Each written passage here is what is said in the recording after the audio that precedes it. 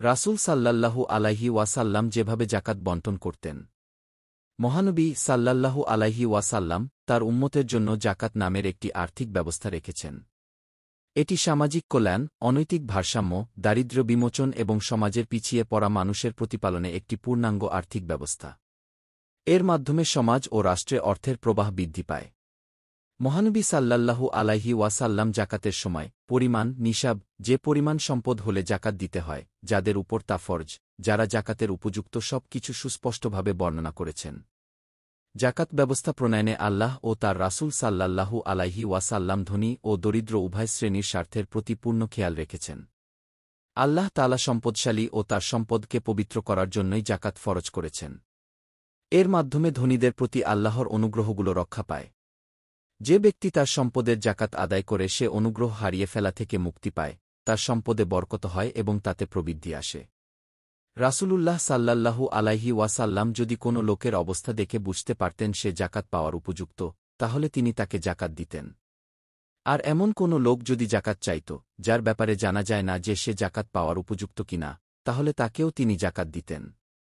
এরূপ হলে তিনি বলে দিতেন যে ধনী ও উপার্জন সক্ষম শক্তিশালী যুবকের জন্য যাকাতের কোনো অংশ নেই। মহানবী সাল্লাল্লাহু আলাইহি ওয়াসাল্লাম এর নিয়ম ছিল এলাকার ধনীদের থেকে যাকাত সংগ্রহ করা হতো, সেই এলাকার যাকাতের হকদার তথা দরিদ্রদের মধ্যে তা বণ্টন করতেন। বণ্টনের পর যা অতিরিক্ত হতো তা তার কাছে গচ্ছিত রাখা হতো। পরে তিনি তা পুনর্বণ্টন করতেন।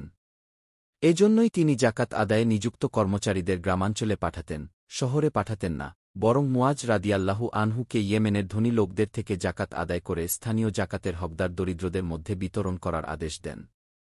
তিনি চতুষ্পদ জন্তু, শস্যদানা এবং ফলের মধ্য থেকে কেবল প্রকাশ্য মালের মালিকদের কাছেই কর্মচারীদের পাঠাতেন। তিনি খেজুর ও আঙুরের মালিকদের কাছে কেবল অনুমানে পারদর্শী লোকদেরই পাঠাতেন। তারা খেজুরের বাগানের মালিকের খেজুর এবং আঙুরের বাগানের মালিকের আঙুর অনুমান করে যাকাত নির্ধারণ করতেন। তারা অনুমান করে দেখতেন বাগানে কত ওয়াসাক, তৎকালীন পরিমাপের এক ফল হতে পারে।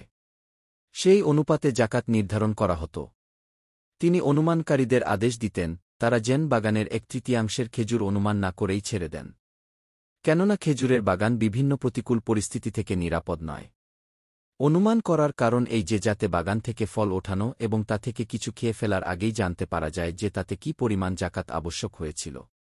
ফল গাছে থাকতেই অনুমান করার আরেকটি উপকার হল তাতে বাগানের মালিক পরে ইচ্ছামতো তার বাগানের ফলে হস্তক্ষেপ করতে পারবেন এবং ফল ওঠানোর সময় যাকাত আদায়কারীদের অপেক্ষায় থাকতে হবে না। ঘোড়ার যাকাত আদায় করা তার নিয়মভুক্ত ছিল না। এমনিভাবে কৃদ্দাস, খচ্চর, গাধা, শাকসবজি, তরমুজ এবং সেসব ফলের উপরও যাকাত নির্ধারণ করেননি, যা ওজন করা হয় না এবং গোদামজাত করে দীর্ঘদিন রাখা যায় না। তবে আঙুর ও কাঁচা খেজুরের কথা ভিন্ন। তিনি কাঁচা খেজুর ও শুকনা খেজুরের মধ্যে কোনো পার্থক্য করেননি। কোনো লোক যাকাতের মাল নিয়ে এলে রাসূল সাল্লাল্লাহু আলাইহি ওয়াসাল্লাম তার জন্য দোয়া করতেন, হে আল্লাহ! আপনি তার মধ্যে এবং তার উটের মধ্যে বরকত দান করুন। সুনানে নাসাই হাদিস 2458। কখনো কখনো তিনি দোয়া করতেন, হে আল্লাহ! আপনি তার ওপর রহমত বর্ষণ করুন। সহিহ বুখারী হাদিস 6359। যাকাত আদায় করার সময় শুধু ভালো সম্পদগুলো বেছে নিতেন না, তিনি মধ্যমমানের সম্পদগুলো গ্রহণ করতেন। তিনি দানকারীকে দানের সম্পদ ক্রয় করতে নিষেধ করতেন। কোনো দরিদ্র লোককে যাকাত দেওয়া হলে সে ব্যক্তি যদি ধনী লোককে উপহার হিসেবে সেখান কিছু দেয়, তবে ধনীর জন্য তা ভোগ করার অনুমতি দিয়েছেন। কখনো কখনো তিনি যাকাতের সম্পদ থেকে ঋণ নিয়ে মুসলিমদের স্বার্থে রাষ্ট্রীয় কাজে ব্যয় করতেন। তিনি নিজ হাতে যাকাতের উটগুলো চিহ্নিত করতেন। প্রয়োজন পড়লে তিনি ধনীদের থেকে অগ্রিম যাকাত আদায় করতেন। যেমন তিনি তার চাচা আব্বাস রাদিয়াল্লাহু আনহু থেকে 2 বছরের যাকাত অগ্রিম নিয়েছিলেন।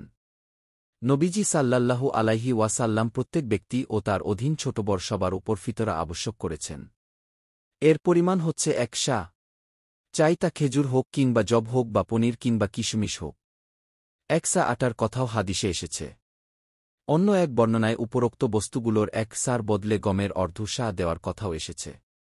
ঈদের নামাজের আগেই ফিতরা আদায় করা নিয়ম ছিল। ইবনে ওমর রাদিয়াল্লাহু আনহু থেকে বর্ণিত হয়েছে, রাসূল সাল্লাল্লাহু আলাইহি ওয়াসাল্লাম ঈদের নামাজের উদ্দেশ্যে বের হওয়ার আগেই ফিতরা আদায় করার আদেশ দিয়েছেন। সহিহ বুখারী। মহানবী সাল্লাল্লাহু আলাইহি ওয়াসাল্লাম এর নিয়ম ছিল, তিনি কেবল ফকির মিসকিনদেরই সাদকায়ে ফিতর দান করতেন।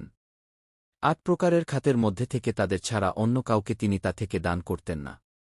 তারপরে সাহাবী ও তাবেঈরাও তা করেননি। আল্লাহ সবাইকে রাসূলুল্লাহ সাল্লাল্লাহু আলাইহি ওয়াসাল্লাম এর পূর্ণ আনুগত্য করার তৌফিক দিন। আমিন। আল্লামা ইবনুল কাইয়িম জাওযী রহমাতুল্লাহ আলাইহি এর জাদুল মাদ অবলম্বনে